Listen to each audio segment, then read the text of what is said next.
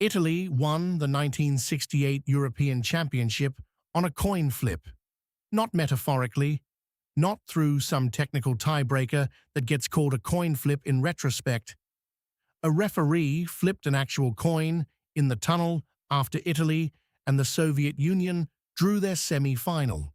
Italy called it correctly. They went through to the final, beat Yugoslavia, and became European champions. The coin toss is still in the official record. This was not controversial at the time. UEFA had been using coin tosses since the competition began in 1960 because the alternative, a replay, cost money, required scheduling, and sometimes wasn't practical in a tournament with fixed venues and fixed dates. A coin toss took 15 seconds and produced a result. Tournament directors found this acceptable. The solution that replaced the coin toss would, 50 years later, cost England at 4 major tournaments before anyone thought to look at what the data actually said. Joseph Dagan disagreed. He was a referee in the Israeli Football Association, and in 1969 he submitted a proposal to FIFA for a different kind of tiebreaker. Each team picks 5 players. They take turns shooting from 12 yards. Whoever scores more wins. FIFA adopted it in 1970. The logic was simple. At least it involves football. The first major international tournament to use a penalty shootout was Euro 1976. The semi-final between Czechoslovakia and the Netherlands went to a shootout. Czechoslovakia won and met West Germany in the final.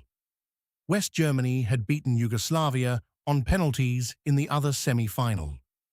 For the first time ever, the European Championship final would be decided by penalties if the game stayed level.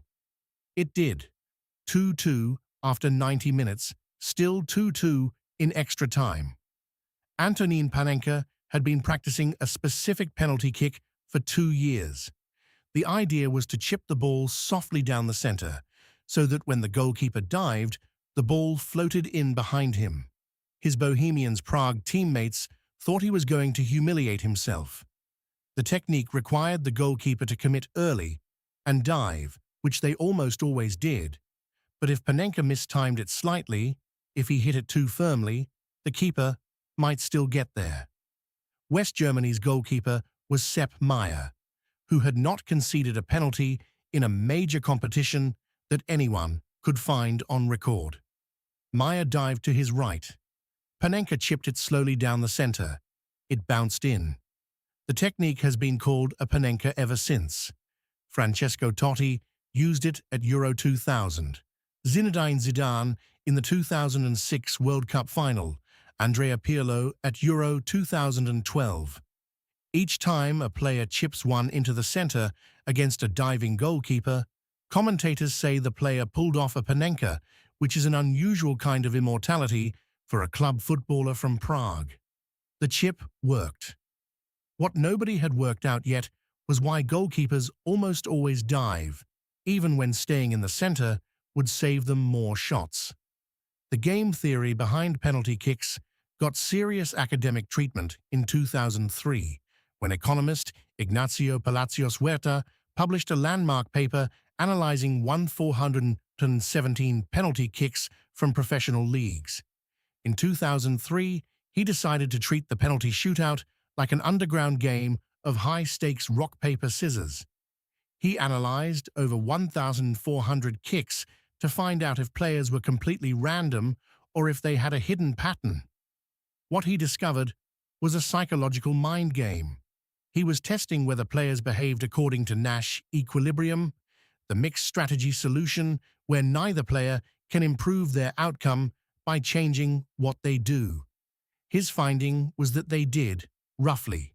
Shooters varied their direction unpredictably enough that goalkeepers couldn't exploit patterns, and goalkeepers varied their dives in response.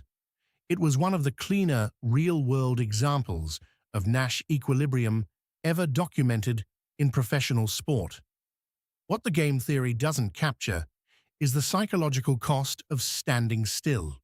Goalkeepers could improve their save rate by staying in the center more often than they do. The math is well established. A 2007 paper by Michael Bar Eli and colleagues analyzed 286 penalty kicks and found that goalkeepers stayed in the center only 6.3% of the time, despite the center being the right call roughly a third of the time. The reason goalkeepers dive is pure embarrassment. It's called action bias. If a keeper dives and misses, they look like a hero who visibly tried. But if they stand dead center and the ball sails past them, they look foolish. They look like they gave up. So goalkeepers completely ignore the numbers, ignore the statistics, and dive anyway just to save face.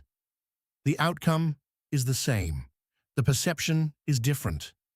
And this brings us back to England's multi-decade curse.